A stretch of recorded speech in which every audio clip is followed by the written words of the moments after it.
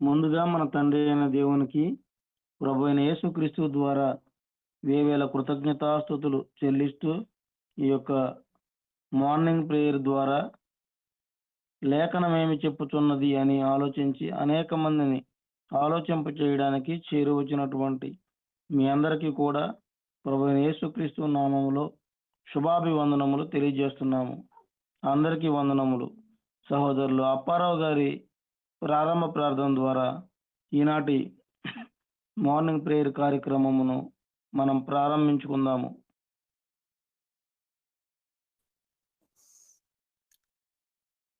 తండ్రి అయిన దేవునికి కృతజ్ఞతలు. చేరి వచ్చిన మీ అందరికీ కూడా క్రీస్తు యేసు ప్రభు నామములో ఉదయకాల వందనాలు, శుభములు తెలియపరుచుకుంటున్నాం. లేఖనము ఏమి చెప్పుచున్నది అనే ఈ కార్యక్రమాన్ని ప్రార్థన ద్వారా ప్రారంభించుకుందాం. అందరూ తలలు వంచుకుంటే ప్రార్థన. సర్వశక్తివంతుడు అయిన తండ్రి, సర్వోన్నతుడు అయిన దేవ, మహోన్నతుడు అయిన తండ్రి, మీ ఘనమైన బహు విలువైన శ్రేష్టమైన మీ నామమునకు కృతజ్ఞతలు, స్తుతులు, స్తోత్రాలు చెల్లించుకుంటున్నాం తండ్రి. ఈ ఉదయకాలమందు ఫోను కాంటాక్ట్ ద్వారా మమ్మలను సమకూర్చి తండ్రి మీ యొక్క లేఖనమును చదువుకోవటానికి, మీ నామమున మేము ప్రార్థించుకొనుటకు మీరు మా ఎడల చూపించినటువంటి ఈ యొక్క గొప్ప ప్రేమను బట్టి, కనికరమును బట్టి ప్రత్యేకంగా మీకు కృతజ్ఞతాస్తుతులు చెల్లిస్తున్నాం తండ్రి. ఈ సమయంలో చేరి వచ్చినటువంటి సేవకులను తండ్రి, మీ యొక్క పిల్లలను మీరు దీవించి ఆశీర్వదించమని ప్రార్థిస్తున్నాం. రావలసిన వారిని సకాలంలో నడిపించమని వేడుకుంటున్నాం తండ్రి. ఈ గొప్ప భాగ్యం లేని వారికి అనుగ్రహించమని ప్రార్థిస్తున్నాం దేవా. సమయంలో వాక్యాన్ని బోధించడానికి సిద్ధపడినటువంటి నాయన మీ సేవకులను, దేవకిరణ్ గారిని బట్టి, అనిల్ బాబుని బట్టి ముందుగా మీ సన్నిధిలో ప్రార్థిస్తున్నాం. వారికి కావలసిన జ్ఞానము, వివేకమును నాయన చక్కనటువంటి మాటలను అనుగ్రహించి మీరే ఘనత పొందమని వేడుకుంటున్నాం. సమయంలో నాయన పాటలు పాడిన వారికి, చదివిన వారికి జ్ఞానమును, బలమును, శక్తినిమ్మని, సమస్తం తండ్రి మీ మహిమ కొరకు జరిగించుకున్నామని యేసుక్రీస్తు ప్రభువు నామమున ప్రార్థించి వేడుకుంటున్నాం తండ్రి. ఆమె. వందనాలండి. చక్కగా ప్రార్థన చేసినటువంటి సహోదరులు అప్పారావు గారికి ప్రత్యేకంగా వందనములు తెలియజేస్తూ, ఈ సమయంలో మొదటి పాటగా సహోదరులు అప్పారావు గారు, రెండవ పాటగా సహోదరులు స్వామి గారు పాడి వినిపిస్తారు. దేవుని నామమును మహింపరుస్తారు. పాత పాటలు పాడిన అన్నయ్య. సరే బాబు, మీ అందరికీ వందనాలు. ఈ పాట 7 వచనాలు. నిన్ను నేను విడుగున దేవా, నీవు నన్ను దీవించే వరకు అనే పాట పాడుకుందాం. నిన్ను నేను విడువను దేవా, నీవు నన్ను దీవించు వరకు, నిన్ను నేను విడువను దేవా, నిన్ను నమ్మిన వారలనెల్లా నీవు చక్కగా దీవించెదవు, నిన్ను నమ్మిన వారలనెల్లా నీవు చక్కగా దీవించెదవు, నిన్ను నేను విడువను దేవా, నీవు నన్ను దీవించు వరకు, నిన్ను నేను విడువను దేవా. నేను శత్రువునై ఉండంగా నీవు నాపై నెన్నరు జోపి నేను శత్రువునయ్యుండంగా నీవు నాపై నెన్నరు జోపి దానమిచ్చితివి నా కొరకు దారుడో నీ ప్రియపుత్రుని నిన్ను నేను విడువనో దేవా నీవు నన్ను దీవించు వరకు నిన్ను నేను విడువనో దేవా త్రోవ తప్పి తిరుగుచుండ దుడుకునైనా నన్ను గాంచి త్రోవ తప్పి తిరుగుచుండ దుడుకునైనా నన్ను గాంచి బ్రోవగోరి మదిని నీవు త్రోవను బెట్టితివి నన్ను నిన్ను నేను విడువనో దేవా నీవు నన్ను దీవించు వరకు నిన్ను నేను విడువనో దేవా నాట నుండి నేటి వరకు నాకు కలిగిన శోధనములలో నాట నుండి నేటి వరకు నాకు కలిగిన శోధనములలో నేటుగా నన్ను గాచిన వాడవు నీవుగావో నా తండ్రి నిన్ను నేను విడువనో దేవా నీవు నన్ను దీవించు వరకు నిన్ను నేను విడువనో దేవా ఇంతకాలము నన్ను గాచి ఇక నన్ను విడువవనుచు ఇంతకాలము నన్ను గాచి ఇక నన్ను విడువవనుచు సంతసించే మదిని నేను చక్కగా నీ దరి చేరితిని నిన్ను నేను విడువనో దేవా నీవు నన్ను దీవించు వరకు నిన్ను నేను విడువనో దేవా నీవుగాక ఎవరున్నారు నేలపై నన్నుగా పాడా నీవుగాక ఎవరున్నారు నేలపై నన్నుగా పాడా సేవలేని నాకు నీవు సేవకలుగా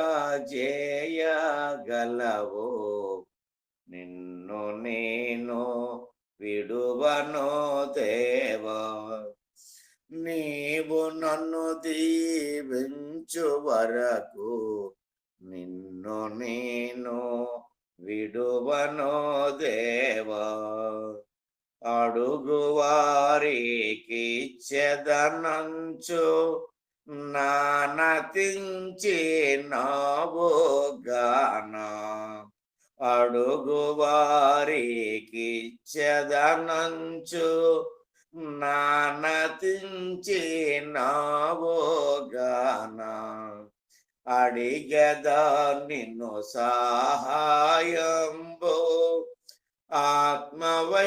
ఆత్మవయ్యున్నట్టి తండ్రి నిన్ను నేను విడువనో దేవా.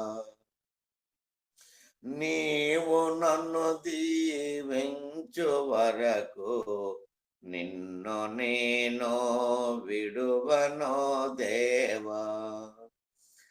నాదు ప్రార్థనలన్నీయు నీవు నీదు కృపచే నాలకించి,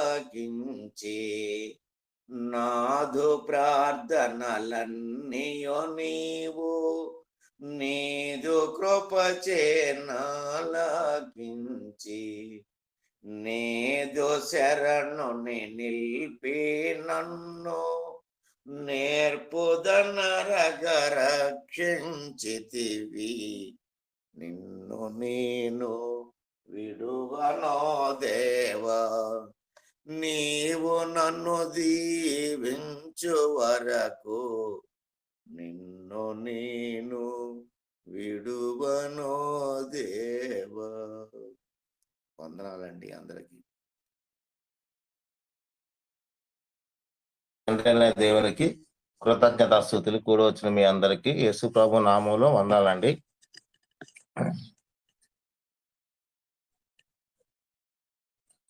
యెహోవా నా బలమా, యథార్థమైనది నీ మార్గం, పరిపూర్ణమైనది నీ మార్గం. యెహోవా నా శత్రువులు నన్ను చుట్టినను, నరకపు పాశములరికట్టినను. నా శత్రువులు నన్ను చుట్టినను, నరకపు పాశములరికట్టినను.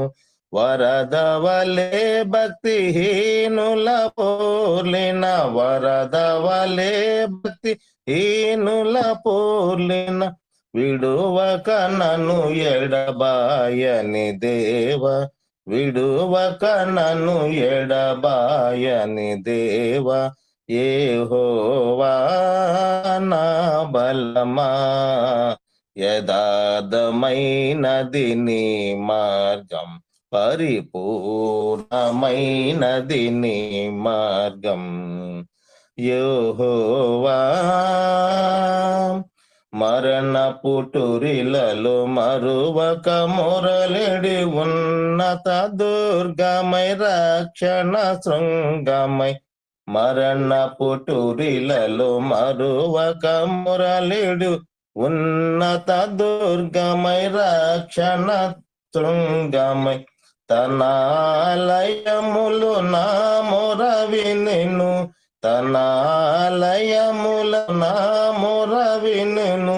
అదరెను ధరణి భయంకంపము చే, అదరెను ధరణి భయంకంపము చే. యెహోవా నా బలమా, యథార్థమైనది నీ మార్గం, పరిపూర్ణమైనది నీ మార్గం. యెహోవా నా దీపమును వెలిగించువాడు, నా చీకటిని వెలుగగా చేయును. నా దీపమును వెలిగించువాడు, నా చీకటిని వెలుగగా చేయును. జలరాశుల నుండి బలమైన చేతితో, జలరాశుల నుండి బలమైన చేతితో వెలుపల చేర్చిన బలమైన దేవుడు. యెహోవా నా బలమా, యథార్థమైనది నీ మార్గం, పరిపూర్ణమైనది నీ మార్గం. యెహోవా పౌరుషము గల ప్రభు కోపింపగ, పర్వతములు పునాదులు వణికెను. పౌరుషము గల ప్రభు కోపింపగ, పర్వతముల పునాదులు వణుకును. తన నోట నుండి వచ్చి అగ్ని, తన నోట నుండి వచ్చిన అగ్ని దహించు వేసెను వైరలల్ల, దహించి వేసెను వైరలల్ల. యెహోవా నా బలమా, యథార్థమైనది నీ మార్గం, పరిపూర్ణమైనది నీ మార్గం. యెహోవా మేఘములపై ఆయన వచ్చెను, మేఘములను తన మాటుగా చేయను.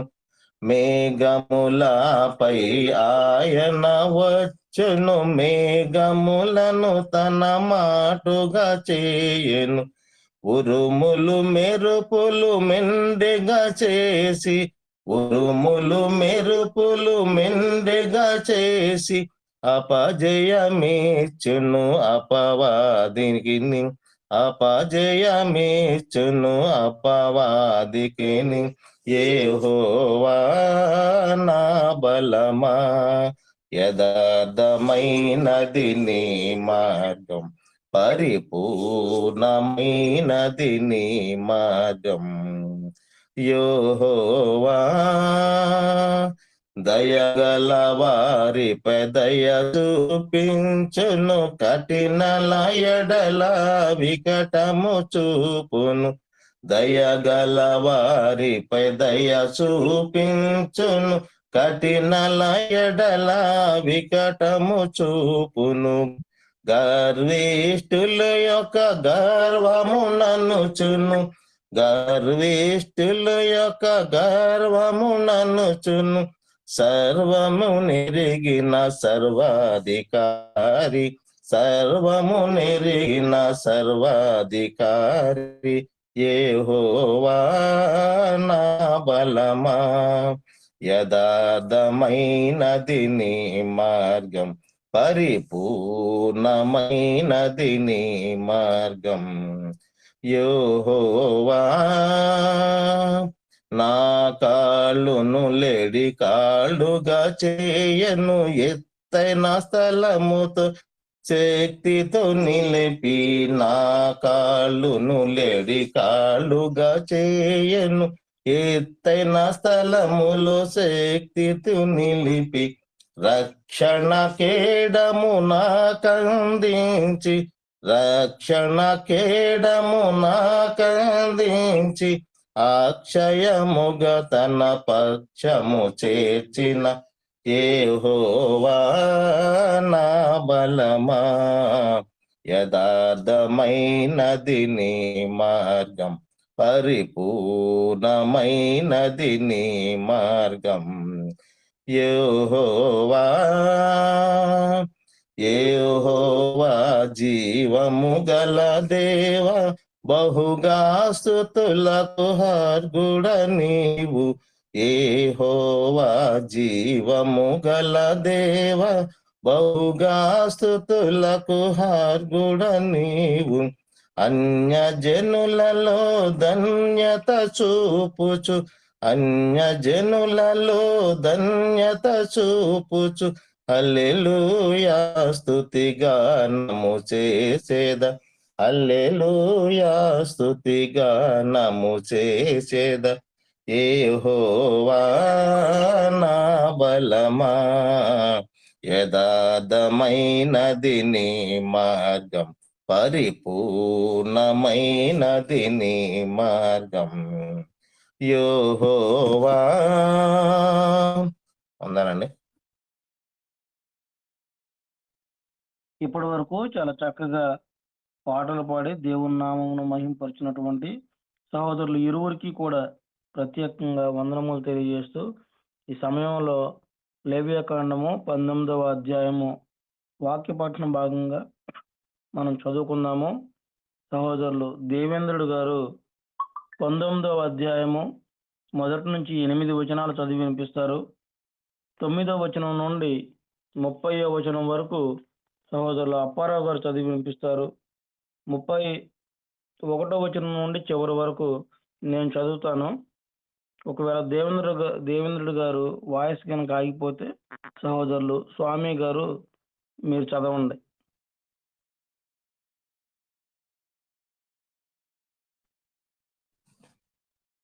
దేవేంద్రుడు అన్నయ్య మీ స్పీకర్ ఆన్ చేయండి.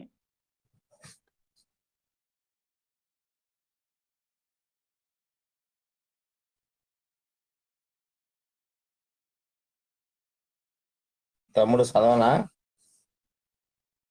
ఒక దేవేంద్రుడు గారు వాయిస్ ఆన్ చేసి ఆయన ఆగిపోతే దేవేంద్రుడు అన్నయ్య సరే మీరు చదివేయండి అన్నయ్య.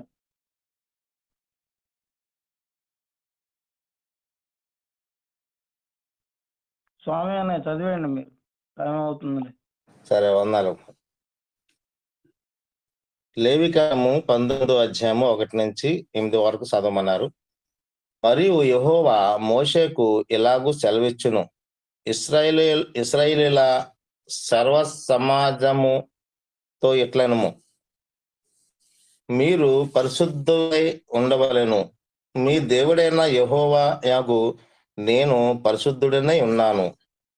మీలో ప్రతివాడు తన తల్లికి తన తండ్రికి భయపడవలెను. నేను నియమించిన ఇశ్రాయేలీయులది నామమును ఆచరింపవలెను. నేను మీ దేవుడైన యెహోవాను. మీరు వ్యర్థమైన దేవతల తట్టు తిరగకూడదు. మీరు పోతి విగ్రహములను చేసుకొనకూడదు.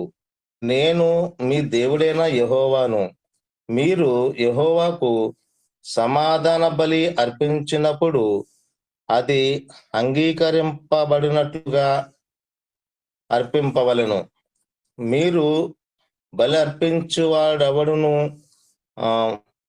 మరునాడినైనను దాన్ని తినవలెను. 3వ నాటి వరకు మిగిలి ఉన్న దానిని అగ్నితో కాల్చివేయవలెను. 3వ నాడు దానిలో కొంచెమైనను తినిన ఎడల అది హేయమగును, అది అంగీకరింపబడదు. దానిని తినివాడు తన దోష శిక్షను భరించును. వాడు యెహోవాకు పరిశుద్ధమైన దానిని అపవిత్రపరిచెను. వాడు ప్రజలలో నుండి కొట్టివేయబడును. మీరు మీ భూమి పంటలో కోయినప్పుడు పొలము యొక్క వారలను పూర్తిగా కోయకూడదు. నీ కోతలో పరిగెను ఏరుకొనకూడదు. నీ ఫలవృక్షముల తోట పరిగెను కూర్చుకొనకూడదు. నీ ఫలవృక్షముల తోటలో రాలిన పండ్లను ఏరుకొనకూడదు. బీదలకును పరదేశులకును వాటిని విడిచిపెట్టవలెను. నేను మీ దేవుడనైన యెహోవాను. మీరు దొంగిలింపకూడదు, వంకకూడదు, ఒకనితో ఒకడు అబద్ధం ఆడకూడదు. నా నామమును బట్టి అబద్ధ ప్రమాణము చేయకూడదు. నీ దేవుని నామమును అపవిత్రపరచకూడదు. నేను యెహోవాను. నీ పొరుగువాని హింసింపకూడదు, వాణ్ణి దోచుకొనకూడదు. కూలివాని కూలి మరునాటి వరకు నీ యొద్ద ఉంచుకొనకూడదు. చెవిటివాని తిట్టకూడదు, గుడ్డివాని ఎదుట అడ్డము వేయకూడదు. నీ దేవునికి భయపడవలను. నేను యెహోవాను. అన్యాయపు తీర్పు తీర్చకూడదు. బీదవాడిని పక్షపాతము చేయకూడదు. గొప్పవాడని అభిమానము చూపకూడదు. న్యాయమును బట్టి నీ పొరుగువానికి తీర్పు తీర్చవలెను.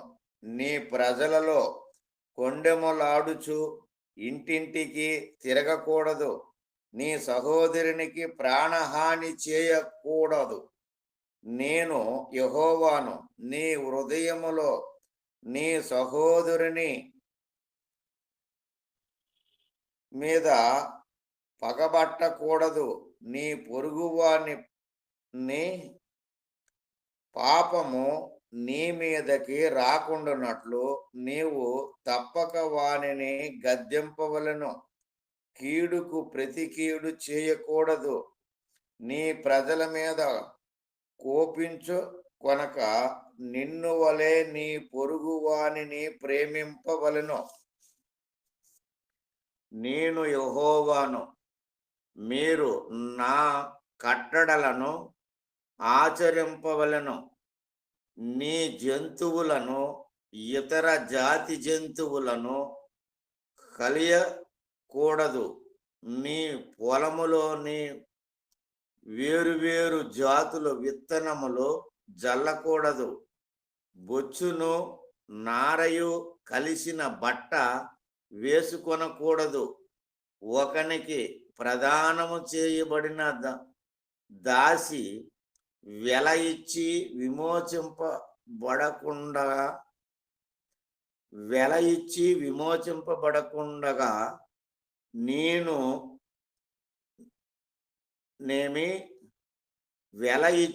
విమోచింపబడకుండగానేమి, ఊరక విడిపింపబడకుండగానేమి, ఒకడు దానితో శయనించి వీర్య స్థలము చేసిన ఎడల వారిని శిక్షింపవలెను. అది విడిపింపబడలేదు గనుక వారికి మరణశిక్ష విధింపకూడదు. అతడు అపరాధ పరిహారార్థ బలిని అనగా అపరాధ పరిహారార్థ బలియగు పొట్టేలును ప్రత్యక్షపు గుడారము యొక్క ద్వారమునకు యెహోవా సన్నిధికి తీసుకొని రావలెను. అప్పుడు యాజకుడు అతడు చేసిన పాపమును బట్టి పాప పరిహారార్థ బలియగు పొట్టేలు వలన యెహోవా సన్నిధిని అతని నిమిత్తము ప్రాయశ్చిత్తము చేయవలెను. దీని వలన అతడు చేసిన పాపము విషయమై అతనికి క్షమాపణ కలుగును. మీరు ఆ దేశమునకు వచ్చి ఆహారమునకై నానా విధములైన చెట్లను నాటినప్పుడు వాటి పండ్లను అపవిత్రములుగా ఎంచవలను. వాటి కాపు మీకు ఎక్కువగా ఉండునట్లు అవి 3 సంవత్సరముల వరకు మీకు అపవిత్రములుగా ఉండవలను. వాటిని తినకూడదు. 4వ సంవత్సరమున వాటి ఫలములన్నీయు యెహోవాకు ప్రతిష్ఠితమైన స్తుతియాగ ద్రవ్యములగును. 5వ సంవత్సరమున వాటి ఫలమును తినవచ్చును. నేను మీ దేవుడునైన యెహోవాను. రక్తము కూడినది ఏదియు తినకూడదు. శకునములు చూడకూడదు. యోగములు చేయకూడదు. మీ నుదిటి వెంట్రుకలను గుండ్రముగా కత్తిరింపకూడదు. నీ గెడ్డము పక్కలను గొరుగకూడదు. చచ్చిన వారి కొరకు మీ దేహమును చీరుకొనకూడదు. పచ్చబొట్లు మీ దేహమునకు పొడుచుకొనకూడదు. నేను మీ దేవుడునైన యెహోవాను. మీ దేశము వ్యభిచరింపకయు దుష్కామ ప్రవర్తనతో నిండకయు ఉండునట్లు నీ కుమార్తె వ్యభిచారిణి యగుటకై ఆమెను వేశ్యగా చేయకూడదు. నేను నియమించిన విశ్రాంతి దినములను మీరు ఆచరింపవలెను. నా పరిశుద్ధ స్థలమును మన్నింపవలెను. నేను యెహోవాను. కర్ణ పిచాచి గలవారి దగ్గరకు పోకూడదు. సోదెగాండ్రను వెదికి వారి వలన అపవిత్రత కలుగజేసుకొనకూడదు. నేను మీ దేవుడినైన యెహోవాను. తెల నెరిసిన వాని ఎదుట లేచి ముసలివాని ముఖమును ఘనపరిచి నీ దేవునికి భయపడవలెను. నేను యెహోవాను. మీ దేశమందు పరదేశి నీ మధ్య నివసించుచున్నప్పుడు వానిని బాధింపకూడదు. మీ మధ్య నివసించు పరదేశిని మీలో పుట్టిన వాని వలె ఎంచవలెను. నిన్ను వలె వానిని ప్రేమింపవలెను. ఐగుప్తు దేశంలో మీరు పరదేశులై ఉంటిరి. నేను మీ దేవుడినైన యెహోవాను. తీర్పు తీర్చున్నప్పుడు కొలతలో గాని, తూనికలో గాని, పరిమాణములో గాని మీరు అన్యాయము చేయకూడదు. న్యాయమైన త్రాసులు, న్యాయమైన గుండ్లు, న్యాయమైన తూము, న్యాయమైన పడి మీకుండవలెను. నేను ఐగుప్తు దేశంలో నుండి మిమ్మల్ని రప్పించిన మీ దేవుడినైన యెహోవాను కాగా, మీరు నా కట్టడలన్నిటినీ నా విధులన్నిటినీ అనుసరించి నడుచుకొనవలెను. నేను యెహోవాను. ఇప్పటి వరకు చక్కగా ఈ యొక్క అధ్యాయం అంతటిని కూడా చదివి వినిపించినటువంటి సహోదరులందరికీ కూడా వందనములు తెలియజేస్తూ, సహోదరులు అనిల్ గారు ఈ అధ్యాయం అంతటిని వివరించవలసిందిగా కోరుకుంటూ ప్రేమతో ఆహ్వానిస్తున్నాము. తండ్రి అయిన దేవునికి కృతజ్ఞతాస్తుతులు.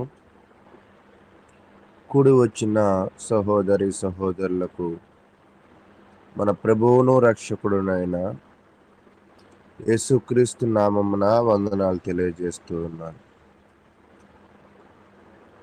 లేవి కాండము 19వ అధ్యాయాన్ని మనం పరిశీలన చేద్దాం.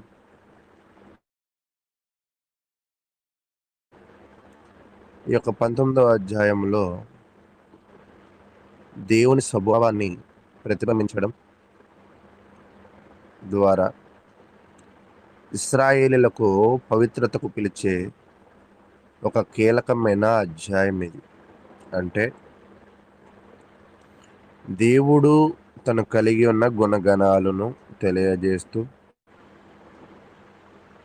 ఇశ్రాయేలు ప్రజలందరూ కూడా పరిశుద్ధంగాను పవిత్రంగాను ఉండాలని ఈ యొక్క అధ్యాయము తెలియజేస్తూ ఉంది. పవిత్రంగా పరిశుద్ధంగా ఉండాలి అంటే నైతిక చట్టాలను అనగా తల్లిదండ్రులను గౌరవించడము, దొంగిలించకపోవడము, తప్పుడు సాక్ష్యము చెప్పకపోవడం వంటి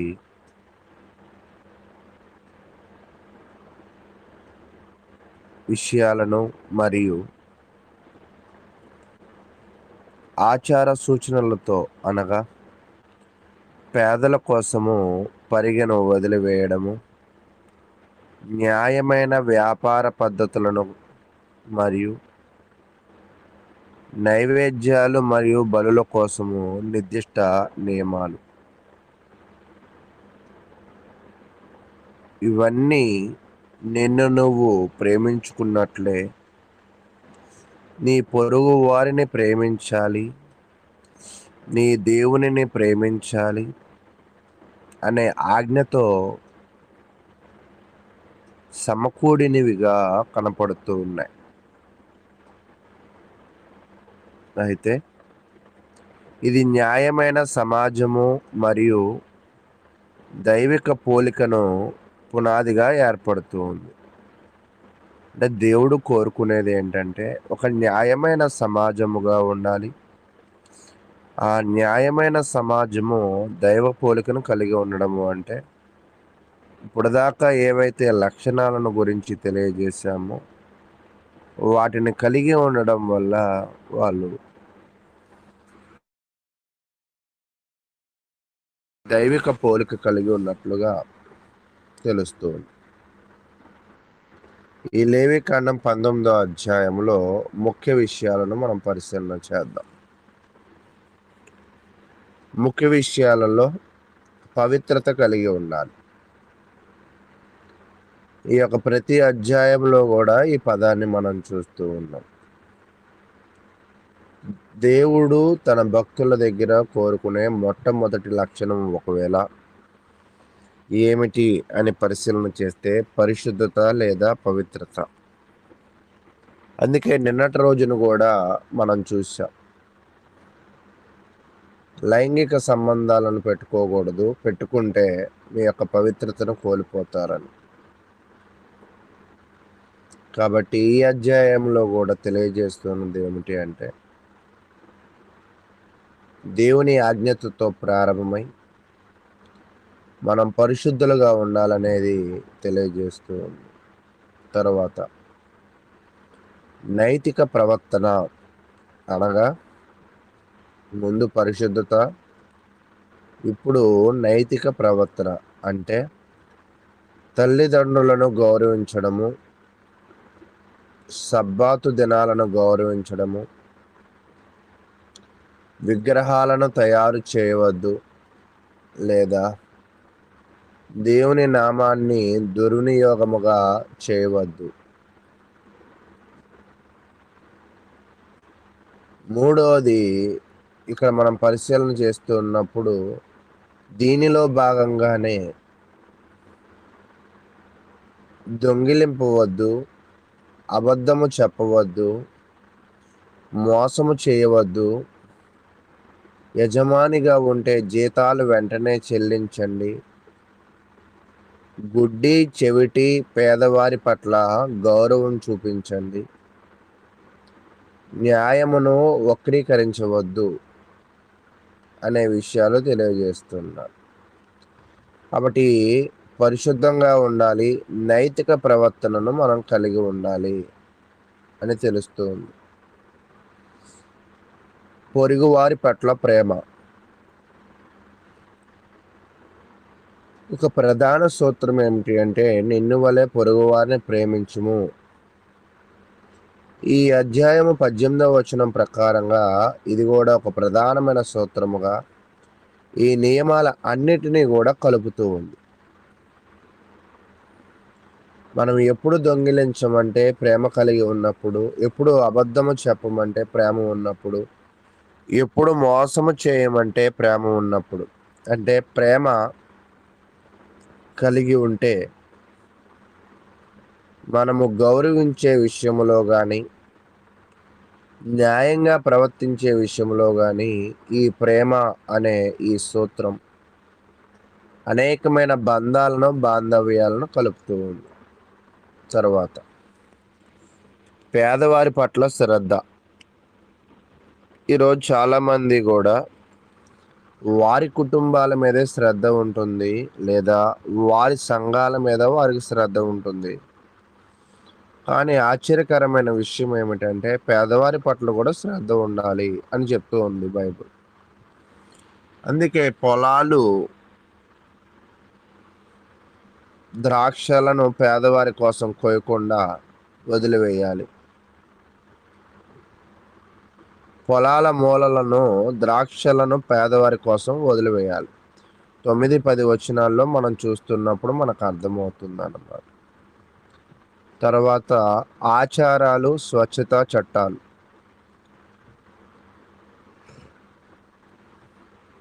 శాంతి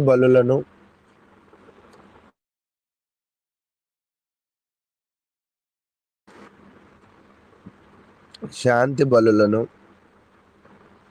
కొత్త పండ్లు మరియు మిశ్రమ విత్తనాలు పదార్థాలు, కొన్ని లైంగిక పాపాలకు వ్యతిరేకంగా నిషేధాల కోసము నిర్దిష్ట మార్గదర్శకాలు. అంటే ఆచారాలుగా ఉన్న బలులను ఖచ్చితంగా అర్పించాలి అనే విషయాన్ని తెలియజేస్తుంది. తర్వాత న్యాయము గురించి, అంటే మనం ఏ విషయంలోనూ పక్షపాతము చూపకూడదు అనే విషయాన్ని తెలియజేస్తుంది. కాబట్టి ప్రియ సహోదరులారా, ప్రతి పాయింట్ కూడా ఏమి తెలియజేస్తుందంటే, ఈ అధ్యాయంలో సారాంశం ఏమిటి అంటే, నిజమైన పరిశుద్ధత అంటే కేవలము ఆచారాలు కాదు, న్యాయము, కరుణ, మరియు సమగ్రతతో కూడిన జీవితం గడపడం. రోజువారీ సంభాషణలో దేవుని స్వంత స్వభావాన్ని అనుసరించడం అని 19వ అధ్యాయం తెలియజేస్తూ ఉంది. అంటే ఈరోజు మనం పరిశుద్ధంగా ఉన్నామా లేదా అనే దేనిని బట్టి అంటే మన రోజువారీ సంభాషణ స్వభావాలను కలిగి ఉండడం. అందుకే పాత మరియు క్రొత్త నిబంధన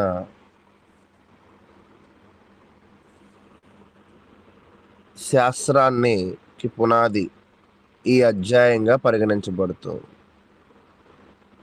అంటే ఈ అధ్యాయము పాత నిబంధనకి కొత్త నిబంధనకి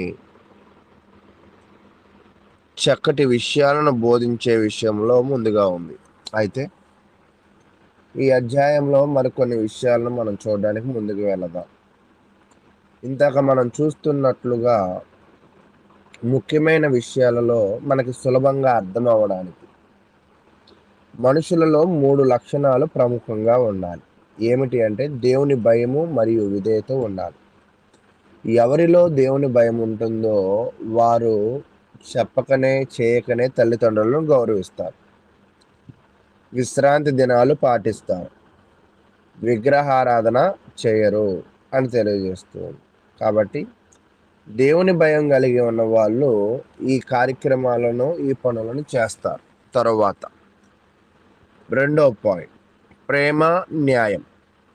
ఎవరిలో అయితే ప్రేమ ఉంటుందో, ఎవరిలో అయితే న్యాయం ఉంటుందో వాళ్ళు పేదలకు పరదేశులకు దయ చూపుతారు, దొంగతనము అబద్ధము మోసము చేయరు, న్యాయంగా తీర్పు చేస్తారు. ఇది ప్రేమ కలిగి ఉన్నవాళ్ళు, న్యాయం కలిగి ఉన్నవాళ్ళు చేసే పని. 3వ పాయింట్, పరిశుద్ధ జీవితం. అంటే ద్వేషము ప్రతీకారాలు వదలాలి. నీ పొరుగు వానిని నిన్ను వలె ప్రేమించాలి. మాటలలోనూ పనులలోనూ పవిత్రత ఉండాలి. కాబట్టి దైవభక్తి అంటే ప్రార్థన కాదు, సరైన జీవితాన్ని కలిగి ఉండాలి. పరిశుద్ధత సంఘంలోనే కాదు, ఇంటిలో, పనిలో, సమాజంలో కూడా ఉండాలి.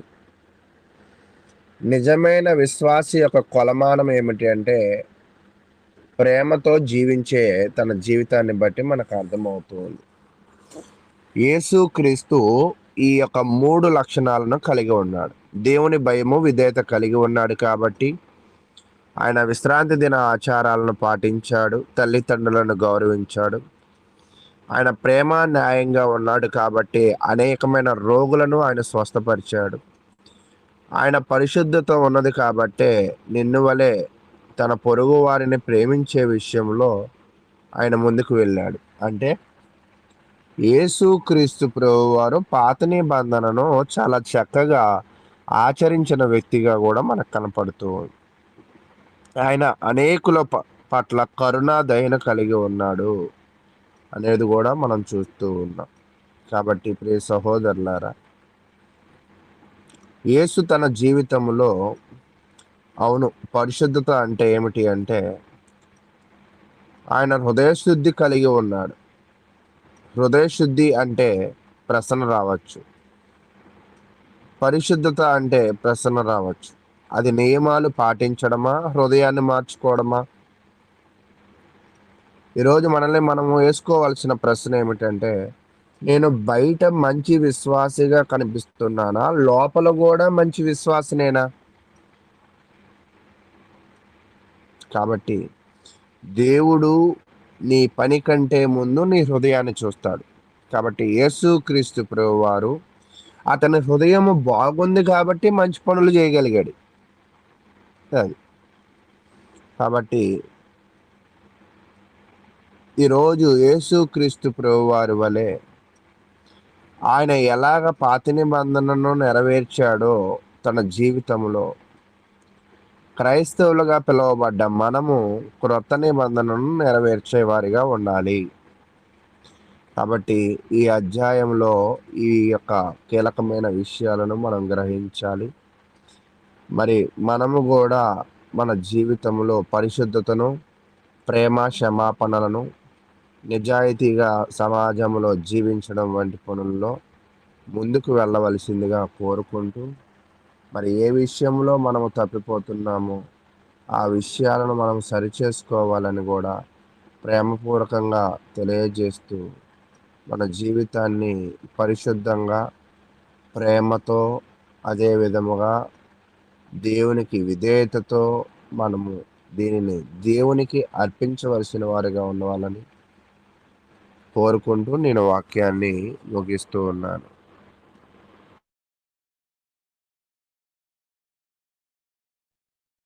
చాలా చక్కగా 19వ అధ్యాయం అంతటిని మనకి చాలా క్లుప్తంగా వివరించినటువంటి సహోదరులు అనిల్ గారికి ప్రత్యేకంగా వందనములు తెలియజేస్తున్నామండి.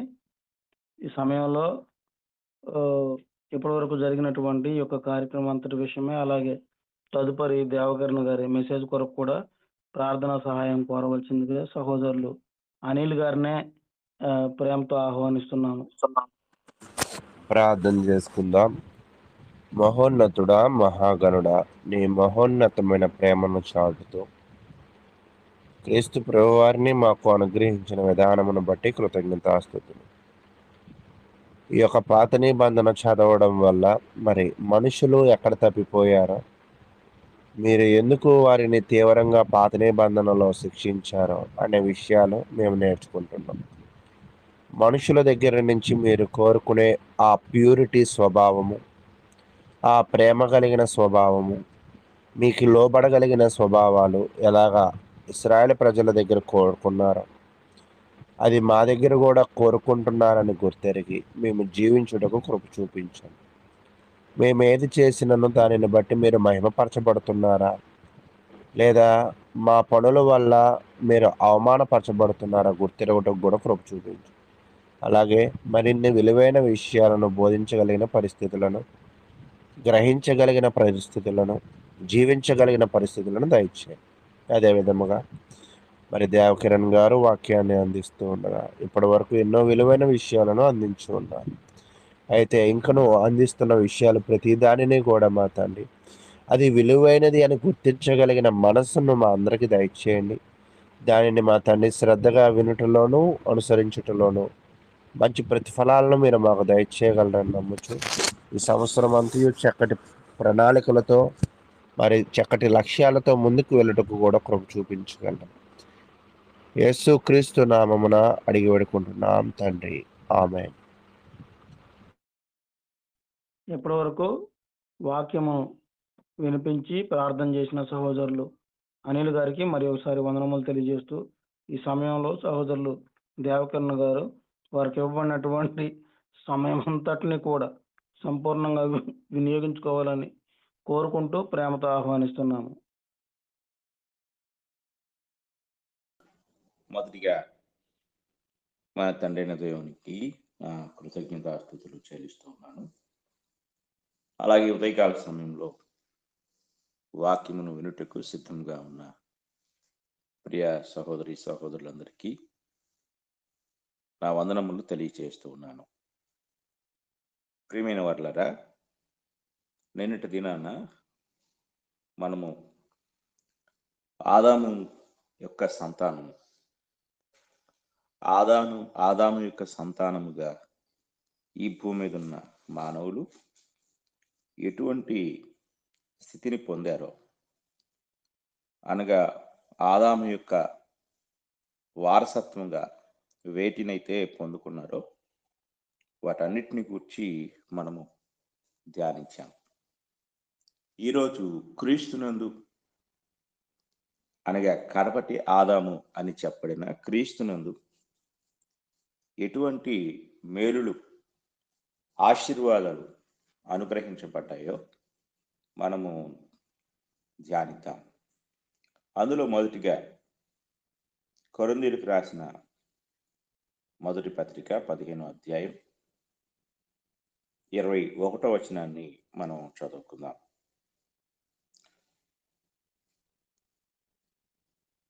మనుషుని ద్వారా మరణము వచ్చింది కనుక మనుషుని ద్వారానే మృతుల పునరుత్థానమును కలిగిన. ఆదామునందు అందరూ ఎలాగ మృతి పొందుచున్నారో అలాగనే క్రీస్తునందు అందరూ బ్రతికింపబడుతురు. ప్రతి వాడును తన తన వరుసలోనే బ్రతికింపబడును. ప్రథమ ఫలము క్రీస్తు, తరువాత క్రీస్తు వచ్చినప్పుడు ఆయన వారు బ్రతికింపబడుదురు. ఆ తర్వాత మనము రోమాపత్రిక 5వ అధ్యాయం 12వ వచనం కూడా చదువుకున్నాం. రోమాపత్రిక 5వ అధ్యాయము 12వ వచనం. ఇట్లుండగా ఒక మనుషుని ద్వారా పాపమును, పాపము ద్వారా మరణమును లోకములో ఎలాగూ ప్రవేశించినో అలాగునే మనుషులందరూ పాపం చేసినందున మరణము అందరికీ సంప్రాప్తమైన. ఎలయనగా ధర్మశాస్త్రము వచ్చిన కనుక పాపము లోకములో ఉన్నది కానీ ధర్మశాస్త్రము లేనప్పుడు పాపము ఆరోపింపబడదు. అయినను ఆదాము చేసిన అతిక్రమమును పోలి పాపము చేయని వారి మీద కూడా ఆదాము మొదలుకొని మోషే వరకు మరణమేలెను. ఆదాము రాబో వారికి గుర్తయిండెను.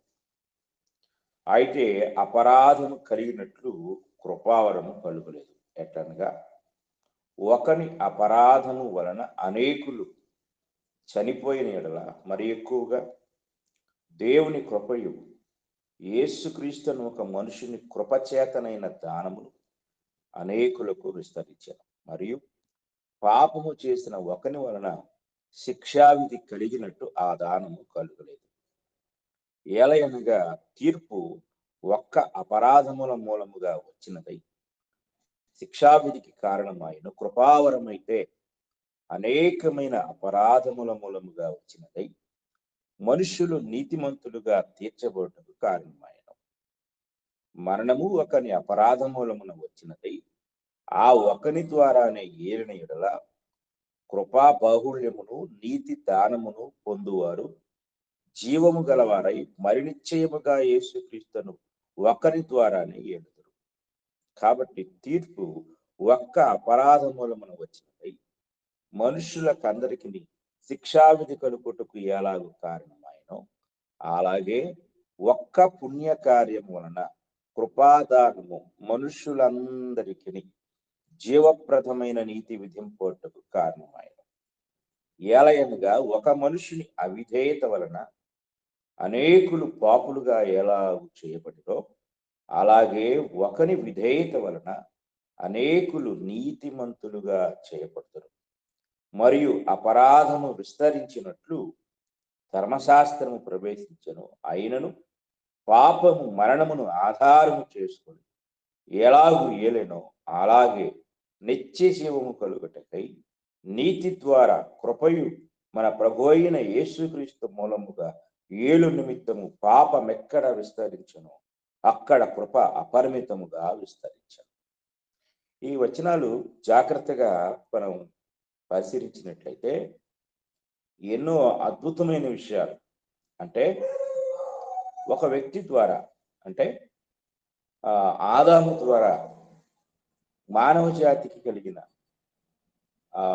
శాపగ్రస్తమైన స్థితి లేక నష్టాలు, అలాగే ప్రభు అయిన యేసుక్రీస్తు ద్వారా అనుగ్రహించబడిన దీవెనలు లేక మేలులు మార్చి మార్చి రచయిత పౌలు గారు మాట్లాడుతున్నాడు. ఇందులో మనము ఆదాము ద్వారా కలిగినవన్నీ తెలుసుకున్నాం. యేసుక్రీస్తు ద్వారా మనకు దేవుడు ఏమనుగ్రహించాడు అనే దాన్ని మనం ఆలోచించినట్లయితే ఇక్కడ ఈ యొక్క రోమీయులకు రాసిన పత్రికలో చాలా చక్కని వివరణ మనకు కనపడుతుంది. అపరాధము కలిగినట్టు కృపావరము కలుగలేదు. ఎట్లనగా ఒకని అపరాధం వలన అనేకులు చనిపోయిన, అంటే అపరాధము కలిగినట్టు అంటే అపరాధం యొక్క ఫలితము కలిగినట్లుగా. అపరాధం, పాపం చాలా సింపుల్ గా అయిపోయింది. చాలా తేలిగ్గా వారు పండు తిన్నారు. ఆ పండు తిన్న తర్వాత వెంటనే వారు దాని యొక్క ఫలితానికి గురైపోయారు. కానీ కృపావరం అనేది పాపము లేక అపరాధము అంత తేలిగ్గా జరగలేదు. అయితే ఈ ఈ యొక్క అపరాధము నుండి విడిపించబడుట అనే ప్రక్రియ మనం ఆలోచించినప్పుడు దేవుని కృపయు యేసుక్రీస్తును ఒక మనుషుని కృపచేతనైన దానమును అనేకులకు విస్తరించారు. ఇది కృపచేతనైన దానం. ఏమిటి ఈ దానం? మరల 16వ వచనం. మరియు పాపము చేసిన ఒకరి వలన శిక్షావిధి కలిగినట్టు ఆ దానము కలుగలేదు. పాపం చేసిన ఒకరి వలన వచ్చింది? శిక్షావిధి వచ్చింది. అయితే ఇక్కడ కృపావరమైతే అనేకమైన అపరాధముల మూలముగా వచ్చినదై మనుషులు నీతిమంతులుగా తీర్చబడ్డకు కారణమైంది. అంటే అందరి పాపముల కొరకు, అనేకుల యొక్క పాపముల కొరకు క్రీస్తు ప్రభు వారు ఇక్కడ మన కోసము మనల్ని నీతిమంతులుగా తీర్చుటకు బలి అవ్వాల్సిన అవసరం ఏర్పడింది. కనుక ఇది ఒక నీతి దానము. దేవుని యొక్క కృపా బాహుళ్యం వలన సర్వ మానవాళికి అనుగ్రహించబడిన ఒక నీతి దానము, కృపా బాహుళ్యము. 18వ వచనములు అంటాడు, అలాగే ఒక్క పుణ్యకార్యము వలన కృపాదానము. ఇది ఒక పుణ్యకార్యం. యేసుక్రీస్తు వారు చాలా మంది ఉంటారు, కొంచెం పుణ్యం చేసుకోండి అంటూ ఉంటారు. అలాగే యేసుక్రీస్తు వారి యొక్క పుణ్యకార్యము వలన కృపాదానము మనుషులందరికీ జీవప్రదమైన నీతి విధింపబడ్డకు కారణమైన క్రీస్తునందు మనము ఈ జీవప్రదమైన నీతి మనము పొందుకున్నాం. కనుక ఒక వ్యక్తి యొక్క అవిధేయత 18-19 వచనంలో ఆదాము యొక్క అవిధేయత అనేకులను పాపులుగా చేస్తే క్రీస్తు ప్రభు యొక్క విధేయత అనేకులు నీతిమంతులుగా చేయబడ్డానికి కారణమైంది. అంటే క్రీస్తునందు మనము నీతిమంతులుగా చేయబడుతున్నాం. అలాగే 21వ వచనంలో నిత్య జీవం కలుగుటకై నీతి ద్వారా కృపయు మన ప్రభు అయిన యేసుక్రీస్తు మూలముగా ఏలు నిమిత్తము పాపం ఎక్కడ విస్తరించును అక్కడ కృప అపరిమితంగా విస్తరించను అనే మాట మనకి ఇక్కడ కనపడుతుంది. కనుక మనం జాగ్రత్తగా ఆలోచించినట్లయితే క్రీస్తునందు మనం ఏ లాభాలు లేక మేలులు, ఆశీర్వాదాలు పొందుకున్నాం, దీన్ని మనం చర్చించినట్లయితే ఎఫెసీ పత్రిక 1వ అధ్యాయం 4-6 వచనాలు మనం చదువుతున్నాం. ఎఫెసీ పత్రిక 1వ అధ్యాయము 4వ వచనం 6వ వచనం. అందరికీ తండ్రి అయిన దేవుడు ఒక్కటే. ముందు 4వ వచనం. శరీరం ఒక్కటే, క్షమించండి, 1వ అధ్యాయాన్ని 4వ అధ్యాయం చదువుతున్నాను. 1వ అధ్యాయం 4-6 వచనాలు. 4వ వచనం, 1వ అధ్యాయం 4వ వచనం.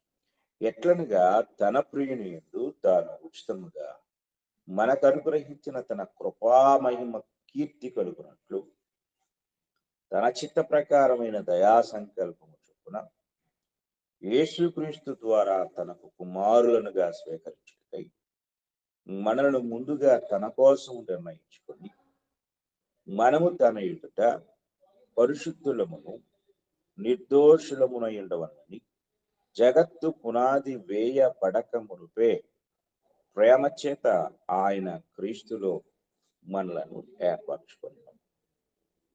ఈ యొక్క వచనాన్ని మనం చాలా జాగ్రత్తగా పరిశీలించితే ఆదామునందు మనం అందరము అపరాధమైపోయాము, పాపులమైపోయాము. అంటే ఆ యొక్క పాపానికి లేక ఆ స్వభావానికి మనమంతా లోనైపోయాం. ఆదాము యొక్క పాప ఫలితాలను అతని సంతతిగా ఉన్న యావత్ మానవ జాతి పొందుకుంది. అయితే క్రీస్తునందు దేవుడు మనలను తిరిగి తన కుమారులుగా స్వీకరిస్తున్నాడు. అంటే అపరాధము ద్వారా లేక ఆదాము యొక్క పాపం ద్వారా దేవుని సంతానమైన మనము దేవుని యొక్క ఆ యొక్క ఆ దేవుని సంతానముగా ఉండే అర్హతను పోగొట్టుకొని మనము కేవలం ఆదాము సంతానంగా మిగిలిపోయాం. ఆదాము సంతానముగా మిగిలిపోయిన మనలను, ఆదాము యొక్క స్వభావానికి గురైన మనలను క్రీస్తునందు తిరిగి దేవుని కుమారులనుగా స్వీకరించుటకై, అనగా తన కుమారునిగా స్వీకరించుటకై ఆయన ముందుగా నిర్ణయించుకున్నాడు.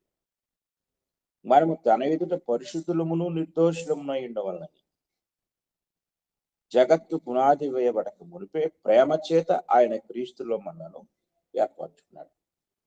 అంటే దేవుని యొక్క పరిశుద్ధులముగా నిర్దోషులముగా ఉండాలనే దేవుని యొక్క సంకల్పాన్ని, ఆలోచన క్రీస్తునందు ఆయన తిరిగి పునరుద్ధరించారు. కనుక మనము తిరిగి పునరుద్ధరించబడే ఆ మహాభాగ్యాన్ని క్రీస్తునందు మనము పొందుకున్నాం. క్రీస్తునందు పరిశుద్ధపరచబడుతున్నాం. క్రీస్తునందు దేవుని కుమారులం అవుతున్నాం. ఇది మనం జాగ్రత్తగా గ్రహించాలి. తరువాత ఇంకొక విషయాన్ని మనం ఆలోచించినట్లయితే ఆ దేవుని యొక్క మహాకృప ఈ వచనంలో, అంటే 6వ వచనంలో మనకి ఏమి నేర్పిస్తుంది అంటే, మనము క్రీస్తునందు ఇటువంటి గొప్ప భాగ్యాన్ని పొందటం అనేది జగత్తు పునాది వేయబడక మునిపే దేవుడు మనకు అనుగ్రహించుటలో ఆయన అపారమైన ప్రేమ, కృప మన పట్ల ఎంత స్థిరంగా ఉందో మనం జాగ్రత్తగా గ్రహించాలి. ఆదాము ఎప్పుడు మనకు పరిచయం చేయబడ్డాడు అంటే, మనకు ఈ సృష్టి యొక్క, అంటే ఆదికాండం 1వ అధ్యాయం 2వ వచనం, లేక ఆదికాండం 1వ అధ్యాయం 2వ అధ్యాయం చూస్తే మనకు ఆదాము యొక్క నిర్మాణం లేక సృష్టి ఇవన్నీ మనకు కనపడతాయి.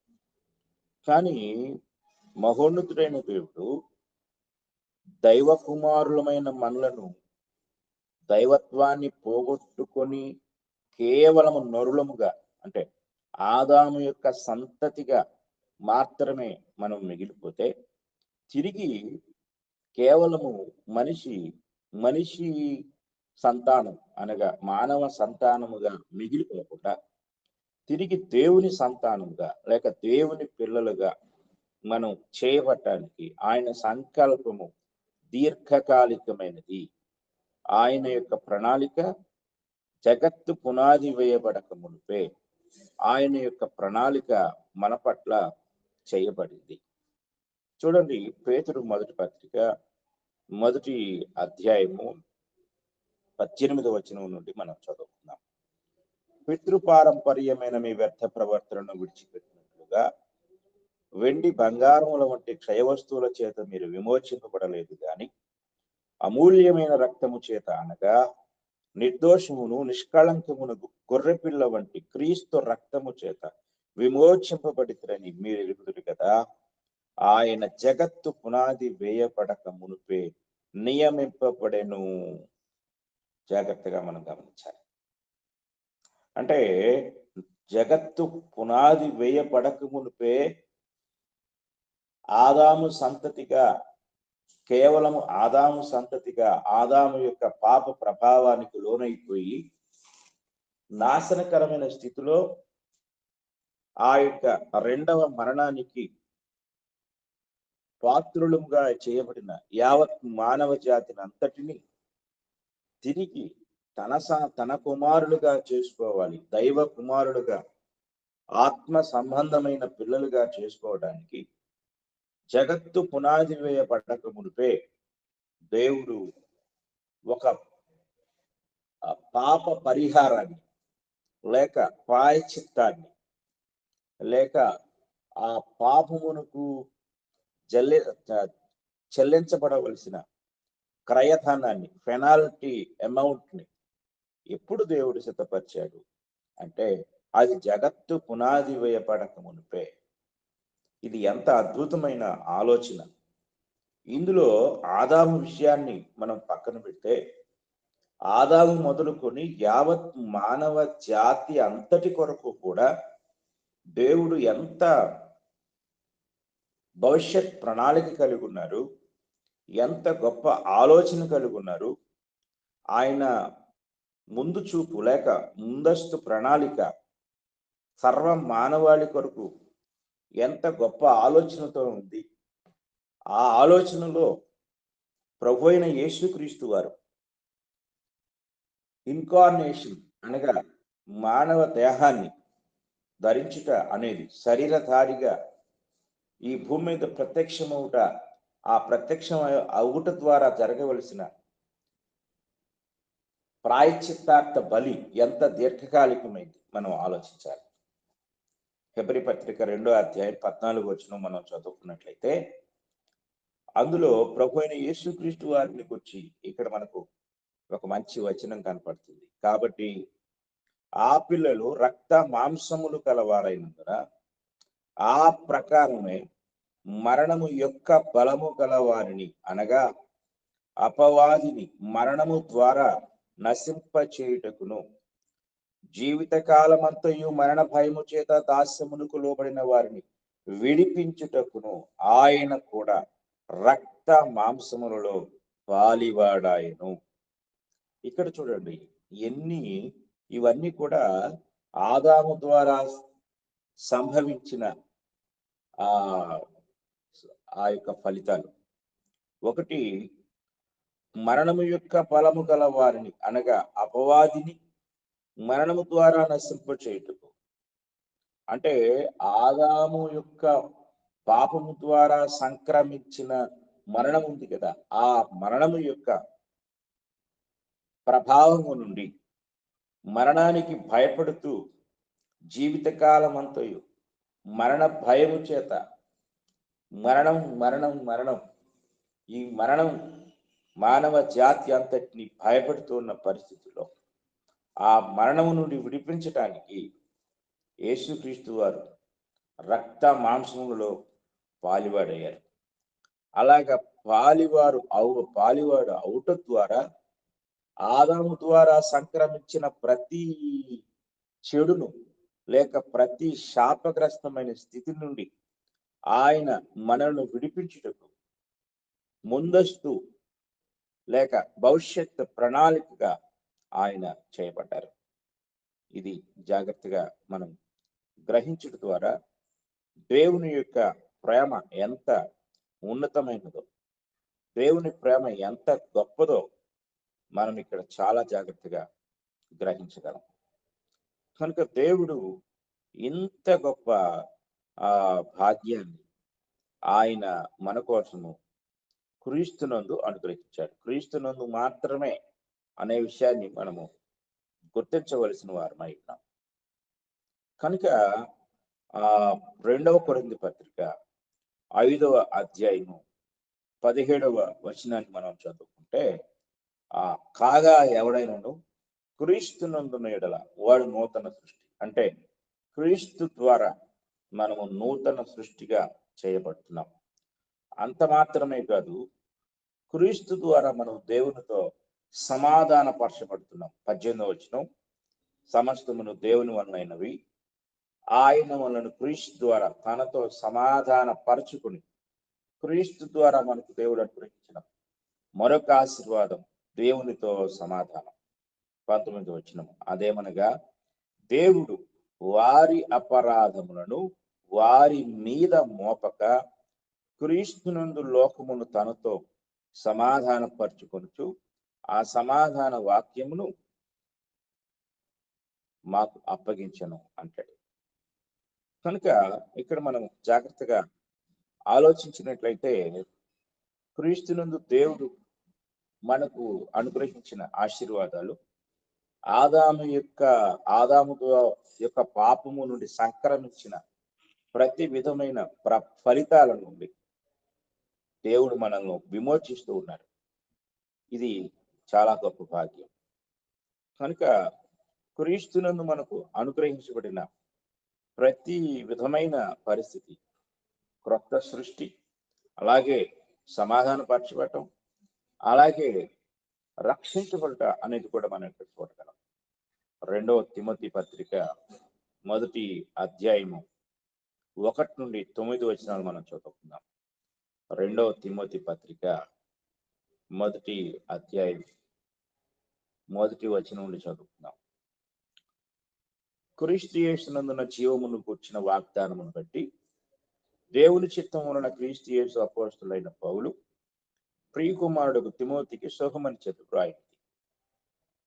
తండ్రి అయిన దేవుని నుండి మన ప్రభు అయిన క్రీస్తు యేసు నుండి కృపయు కనికరమును సమాధానమును కలుగును గాక. నా ప్రార్థనలైంది ఎడతెగక నిన్ను జ్ఞాపకం చేసుకొనుచు నీ కన్నీళ్లను తలచుకొని నాకు సంపూర్ణానందము కలుగుటకై నేను చూడవలని రైంబగులు అపేక్షించుతూ నీ యందు నా నిష్కపటమైన విశ్వాసమును జ్ఞాపకం చేసుకుని నా పితురాచార ప్రకారము నిర్మలమైన మనస్సాక్షితో నేను సేవించుచున్న దేవుని యెడల కృతజ్ఞుడనై ఉన్నాను. ఆ విశ్వాసం మొదటి నీ అవ్వైన లోయలోను నీ తల్లి అయిన యునికిలోను వసించను. అది నీ యందు సహవసించున్నదని నేను రూఢిగా నమ్ముచున్నాను. ఆ హేతువు చేత నా హస్త నిక్షేపణం వలన నీకు కలిగిన దేవుని కృపావరము ప్రజ్వలింప చేయవలని నీకు జ్ఞాపకం చేయుచున్నాను. దేవుడు మనకు శక్తియు ప్రేమయు ఇంద్రియ నిగ్రహం గల ఆత్మన ఇచ్చను గాని పిరికితనం గల ఆత్మన ఇయ్యలేదు.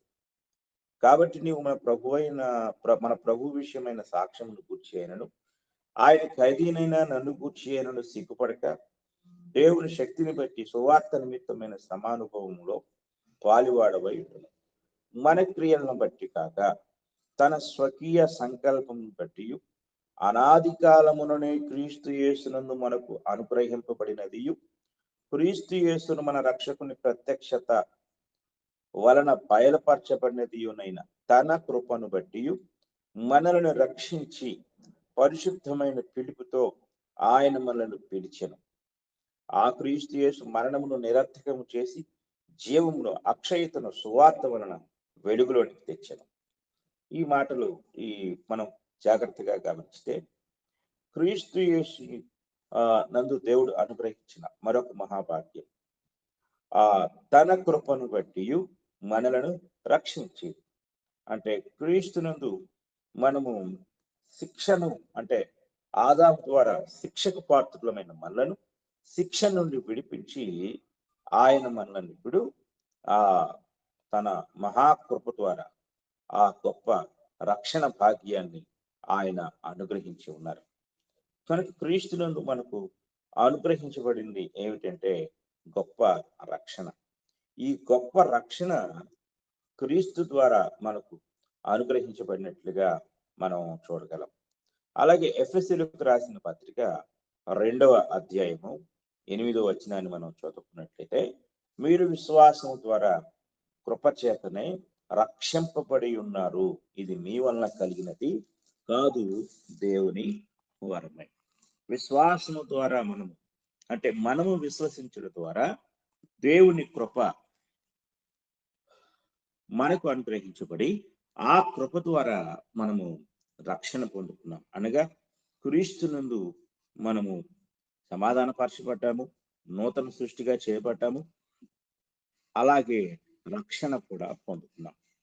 ఇక తరువాత విషయాన్ని జాగ్రత్తగా మనం గమనించినట్లయితే మనము రోమీయులకు రాసిన పత్రిక 6వ అధ్యాయం 11వ వచనాన్ని చదువుకున్నాం.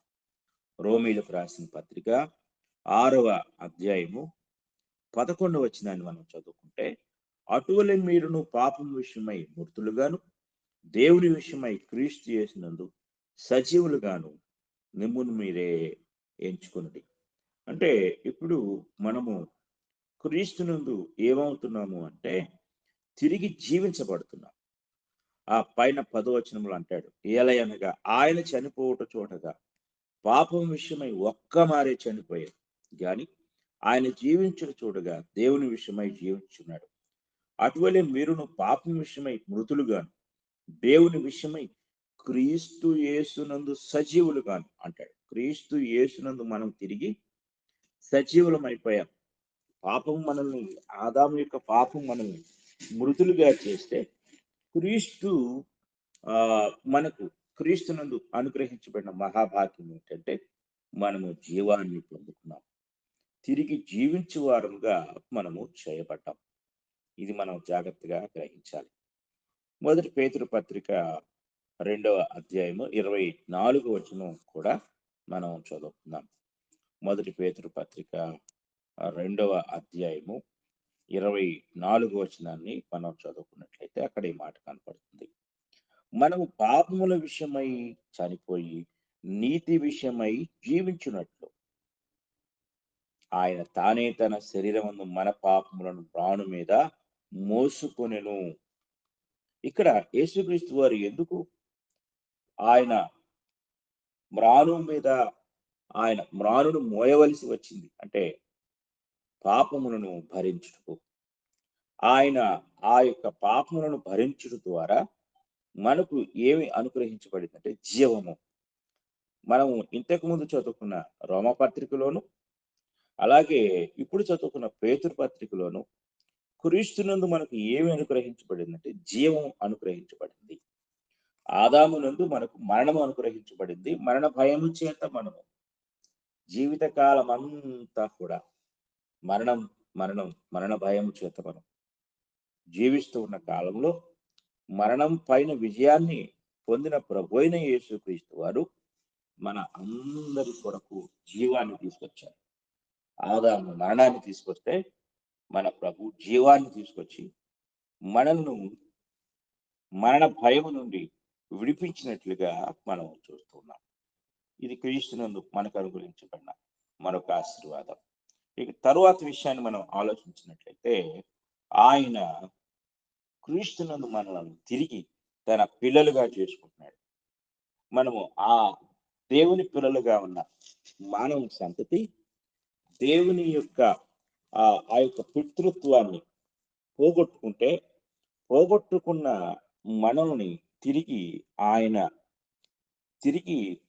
పిల్లలుగా అంటే ఆదాము పిల్లలుగా మాత్రమే మిగిలిపోయిన మనలను దైవ కుమారులముగా అంటే దేవుని కుమారులముగా ఆయన మనల్ని చేశారు. ఇది మనం యోహాను సువార్త 1వ అధ్యాయం 12వ వచనంలో చూడగలం. తన్ను ఎందరు అంగీకరించిరో వారికి అందరికీ అనగా తన నామమునందు విశ్వాసం ఉంచిన వారికి దేవుని పిల్లలకు ఆయన అధికారము అనుగ్రహించెను. క్రీస్తునందు మనము తిరిగి దేవుని పిల్లలము అవుతున్నాం. అంటే క్రీస్తునందు దేవుడు మనకు అనుగ్రహించిన మరొక గొప్ప అవకాశము లేక ఆశీర్వాదం ఇది. గలతీ పత్రిక 3వ అధ్యాయం 26వ వచనాన్ని కూడా మనం చదువుకుందాం.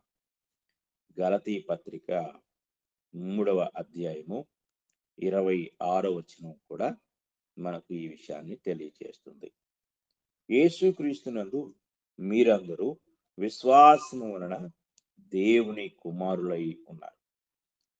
ఇంతకు ముందు మనం దేవుని కుమారులం కాదు, ఆదాము కుమారులం.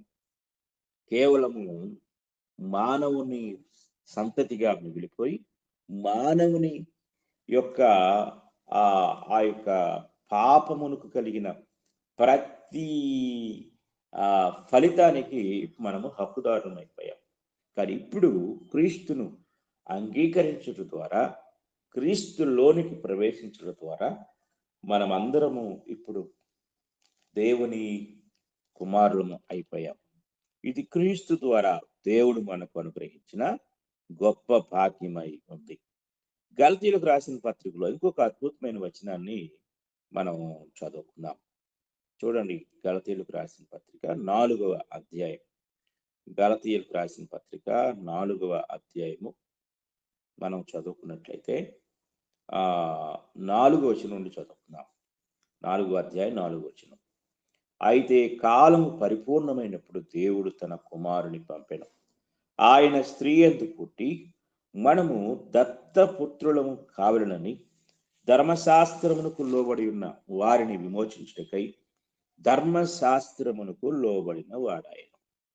మరియు మీరు కుమారులైనందున నాయనా తండ్రి అని మొర్రపెట్టు తన కుమారుని ఆత్మను దేవుడు మన హృదయములోనికి పంపెను.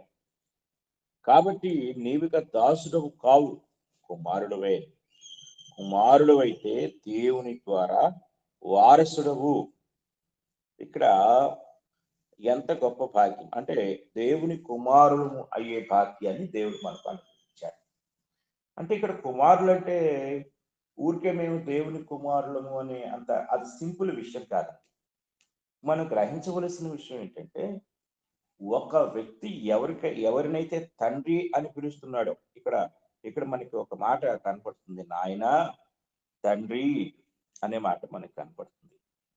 ఇక్కడ నాయన తండ్రి అనే ఒక గొప్ప భాగ్యం మనకి దేవుడు అనుగ్రహించడం ద్వారా ఎవరినైతే నాయన తండ్రి అని పిలుస్తున్నామో ఆ ఆ యొక్క తండ్రి యొక్క ఆ సమస్త ఆస్తికి మనము వారసులం అవుతున్నాం.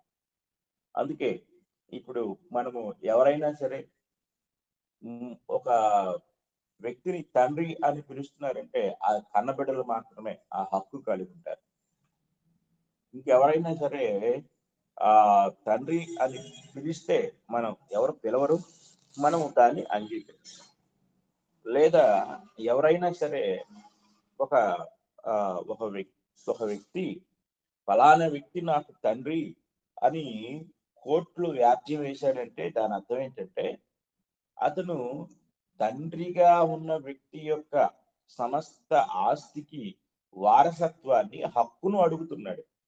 ఊరికే తండ్రి అని పిలవటం వల్ల ఇబ్బంది ఏం లేదు, కానీ దాని వెనకాల ఉన్న విషయం ఏంటంటే అతని యొక్క సమస్త ఆస్తిలో అతను పాలువాడు కాబోతున్నాడు.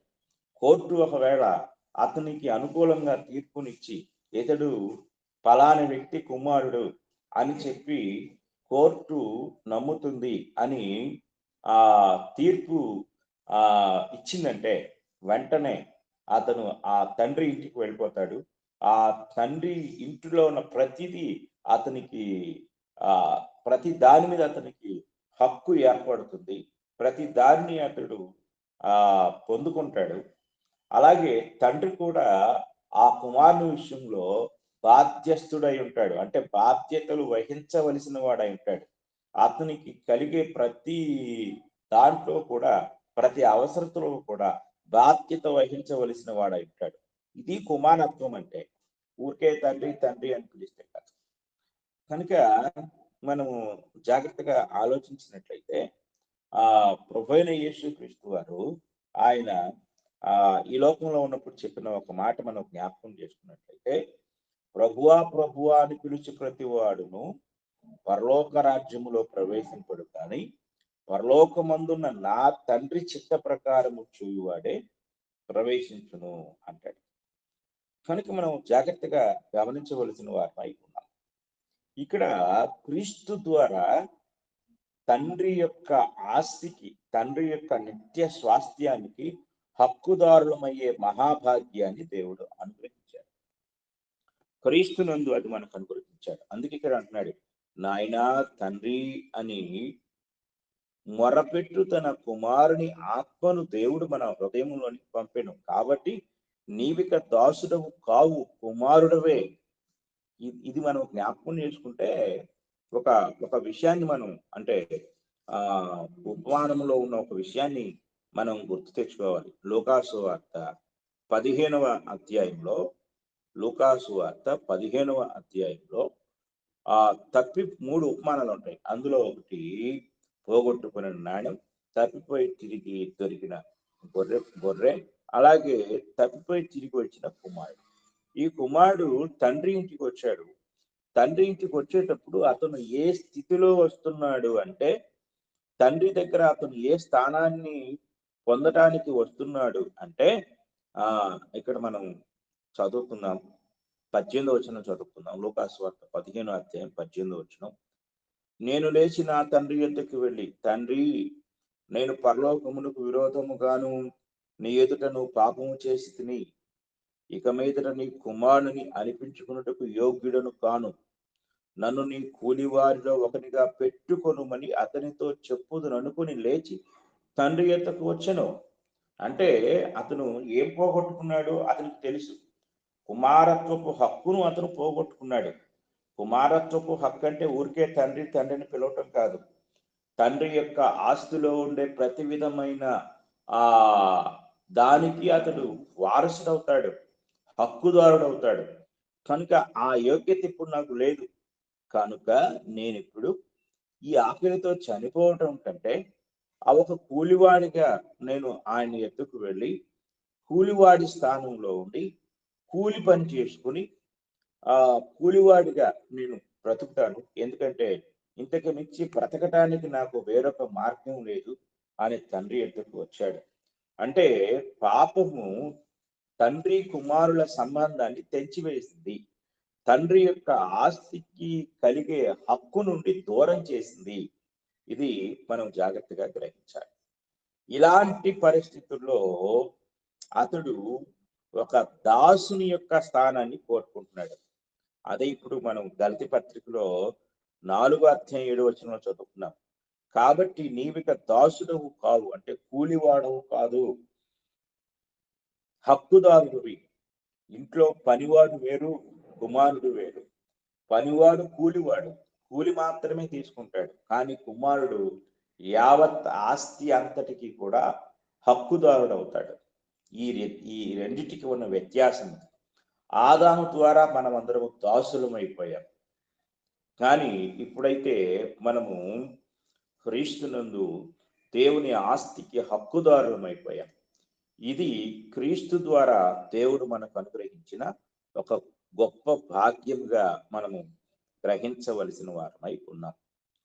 కనుక ఈ వచనాలు మనం జాగ్రత్తగా ఆలోచన చేసినట్లయితే మనము ఇంతటి గొప్ప భాగ్యాన్ని పొందుకున్నటకు క్రీస్తు మన కోసం వెల చెల్లించవలసిన అవసరత ఏర్పడింది. ఇది జాగ్రత్తగా మనం ఆలోచించాలి. ఇక తదుపరి పాయింట్ మనం ఆలోచించినట్లయితే మనకు మృతమైన ఈ స్థితి నుండి, క్షయమైపోయే ఈ స్థితి నుండి మహిమగల స్థితిని దేవుడు మనకు అనుగ్రహించాడు. ఆదాము ద్వారా మృతమైన స్థితి, క్షయమైన స్థితి మనకు వచ్చింది. క్రీస్తు ద్వారా ఆయన మనకు మహిమను అనుగ్రహించాడు. ఒకసారి చదువుకుందాం. ఫిలిప్పీ పత్రిక 3:20 మనం చదువుకుందాం. ఫిలిప్పీ పత్రిక 3:20 మనం చదువుకుందాం.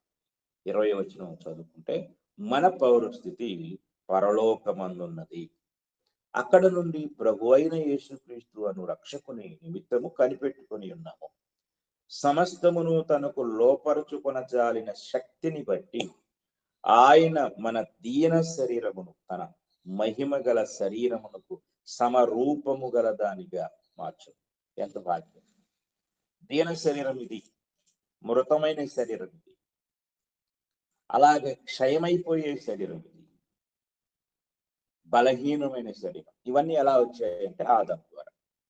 కానీ క్రీస్తు ద్వారా మనకు ఏ శరీరం వస్తుంది అంటే మహిమ గల శరీరము.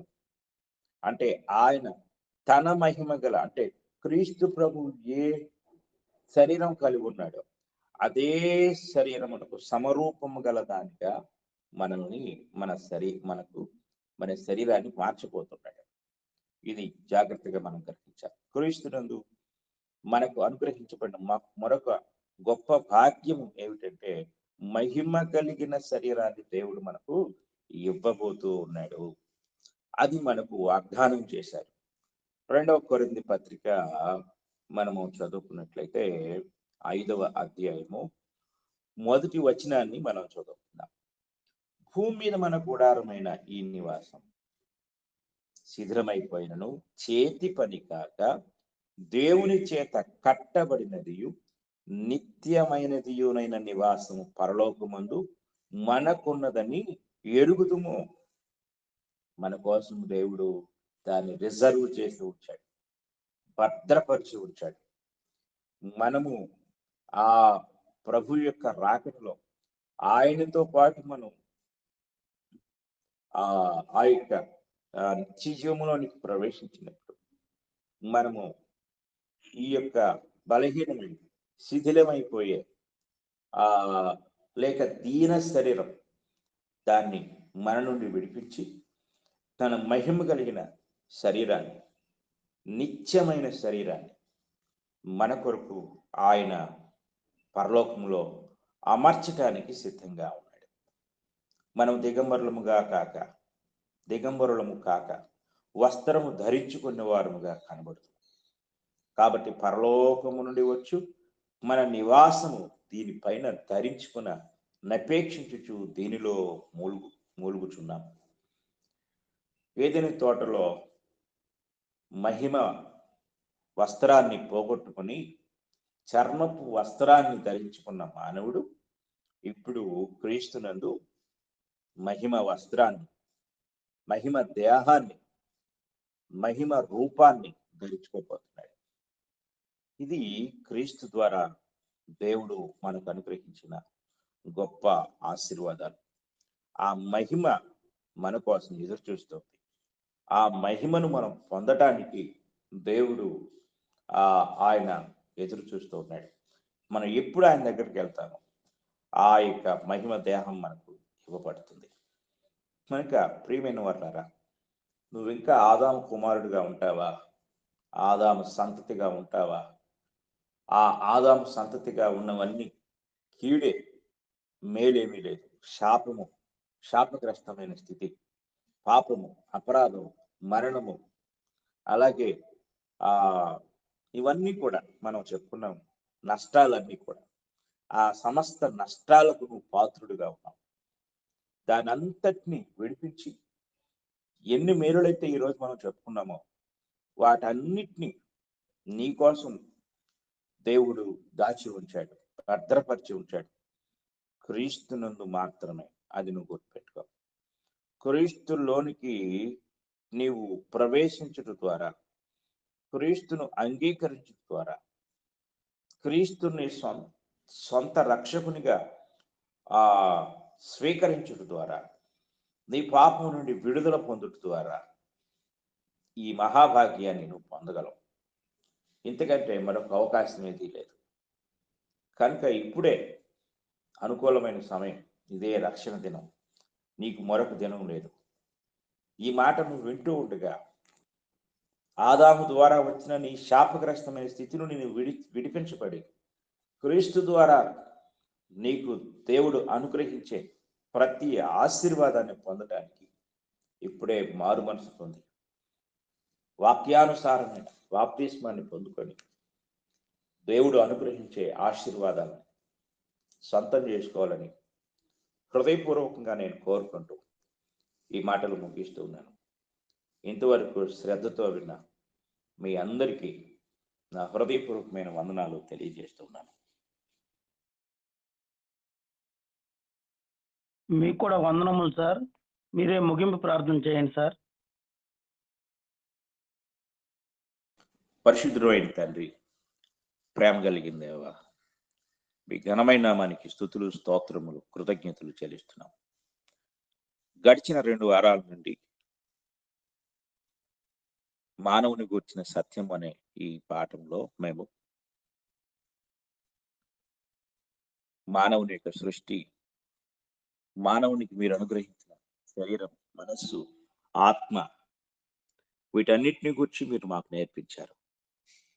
అలాగే పతనమైపోయిన మానవుని యొక్క స్థితిని, పాపం యొక్క ప్రభావమును, పాపం ద్వారా కలిగే ఫలితాలను, ఆదాము నుండి మానవ జాతి ఎటువంటి శాపగ్రస్తమైన స్థితిని పొందుకున్నదో వాటన్నిటి నుండి మీరు విడిపించారు.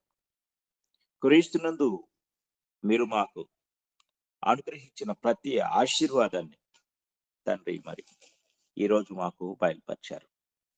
అందును బట్టి మీకు స్తుతులు, స్తోత్రాలు, కృతజ్ఞతలు చెల్లిస్తున్నాం. మా తండ్రి, మీ యొక్క మహాకృపను బట్టి మిమ్మల్ని ఘనపరుస్తున్నాము, మహింపరుస్తున్నాము. తండ్రి, సహాయం దయచేయండి. ఈ యొక్క ఉదయకాల సమయంలో వేకువని లేచి మీ పాద సన్నిధికి చేరుకొని మీ వాక్కులకై ఆతృతతో ఎదురు చూస్తూ 2 విలువైన వర్తమానాలను విన్న మా ప్రియులందరినీ మీరు దీవించి ఆశీర్వదించండి. సహోదరి సహోదరులందరూ కూడా విన్న వర్తమానానికి అంగీకరించి, లోబడి, ఈ రోజే ఇంకా ఎవరైనా రక్షణ పొందకపోతే ఒక గొప్ప తీర్మానం కలిగి రక్షణ వైపు అడుగులు వేసే భాగ్యం దయచేయండి. ఇంకను ఆదాము సంతతిగానే ఉంటే ఎంత శాపగ్రస్తమైన స్థితిలో ఉన్నారో మీరు తండ్రి మరి గడిచిన దినాల్లో మీరు మాకు బయలుపరిచారు. ఈ ఉదయకాల సమయంలో క్రీస్తులో అనుగ్రహించిన ఆశీర్వాదాలను కొన్నిటిని మేము నేర్చుకున్నాం. అందును బట్టి మీకు స్తోత్రాలు చెల్లిస్తున్నాం. అలాగే మా తండ్రి నీ మహాకృపను బట్టి గ్రూపులో చేరిన ప్రతి ఒక్కరిని దీవించి ఆశీర్వదించండి. అలాగే మా తండ్రి మరి ప్రాముఖ్యంగా సహోదరుడు వసంతరావు గారు ఆపరేషన్ చేయబడి ఉండగా తండ్రి మరి మీ దాసుడు త్వరగా లేచి నడిచి క్రీస్తునందు మీరు అనుగ్రహించిన ఆ గొప్ప రక్షణను, ఆ గొప్ప ఆశీర్వాదాలను పొందుకునే భాగ్యం దయచేయండి. అలాగే సహోదరి హరిత కుమారి గారి యొక్క భర్త గారిని తండ్రి మీరు స్వస్థపరచండి దేవా. మరి ఆపరేషన్ ద్వారా కలిగే ప్రతి విధమైన నొప్పుల నుండి విడిపించబడి త్వరగా స్వస్థపరచబట్టు కృప దయచేయండి. అలాగే ఇతర చిన్న బిడ్డల కొరకు మేము ప్రతిరోజు ప్రార్థిస్తున్నాము తండ్రి. మరి మరొకసారి జ్ఞాపకం చేసుకుంటున్నాం, ఆ బిడ్డలకు కావలసిన స్వస్థత అనుగ్రహించి ఆశీర్వదించండి. అలాగే ఆన్లైన్ బైబిల్ ఇన్స్టిట్యూట్ను కూడా మీరు ఆశీర్వదించండి తండ్రి. మీకు స్తోత్రాలు. అలాగే నాకంటే ముందుగా లేవియ కాండాన్ని వ్యాఖ్యానిస్తున్న మీ దాసుని మీ కృప ద్వారా బలపరిచి ఇంకా తండ్రి మరి అనేక విషయాలను మాకు మీ వాక్యం నుండి నేర్పించే కృప అనుగ్రహించండి తండ్రి. వాక్యాన్ని వింటున్న ప్రతి ఒక్కరికి కూడా తండ్రి వాక్యం ద్వారా తెలుసుకుంటున్న ప్రతి విషయానికి హృదయపూర్వకంగా లోబడి అంగీకరించి మీ ఆశీర్వాదానికి పాత్రులయ్యే భాగ్యం దయచేయండి.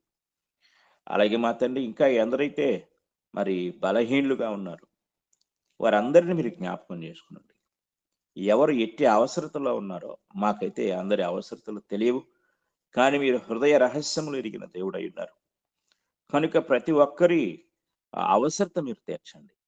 రక్షణ పొందకుండా శాపగ్రస్తమైన స్థితిలో ఆదాము సంతతిగానే ఇంకను మిగిలిపోయిన వారు పశ్చాత్తాపడి మారు మనసు పొంది తండ్రి రక్షణ వైపు తిరిగే గొప్ప భాగ్యాన్ని మీరు అనుగ్రహించి ఆశీర్వదించండి తండ్రి. మీకు స్తోత్రాలు చెల్లిస్తున్నాం.